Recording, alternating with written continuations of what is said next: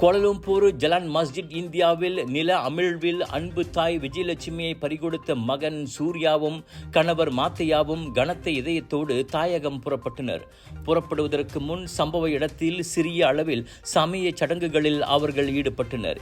எண்ணெய் விளக்கு கொளுத்தி மணி அடித்து வழிபடும் காட்சிகள் அஸ்ட்ரோ அவானி வெளியிட்ட வீடியோவில் காண முடிந்தது. உடன் விஜயலட்சுமியின் இளைய சகோதரியும் இருந்தார்.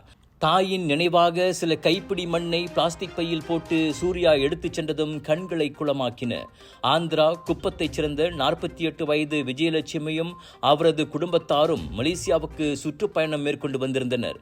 இந்நிலையில் ஆகஸ்ட் 23ஆம் தேதி ஜலான் மஸ்ஜித் இந்தியாவில் நடந்து செல்லும் போது திடீரென நிலம் உள்வாங்கியதில் 8 மீட்டர் ஆழ பள்ளத்தில் விழுந்து அவர் காணாமல் போனார். அவரை தேடி மீட்க தீயணைப்பு மீட்புத்துறை கடும் போராட்டம் நடத்தியும் பலன் கிடைக்காததால் பாதுகாப்பு உள்ளிட்ட காரணங்களால் 9 நாட்களுக்கு பிறகு அப்பணிகள் நிறுத்தப்பட்டன.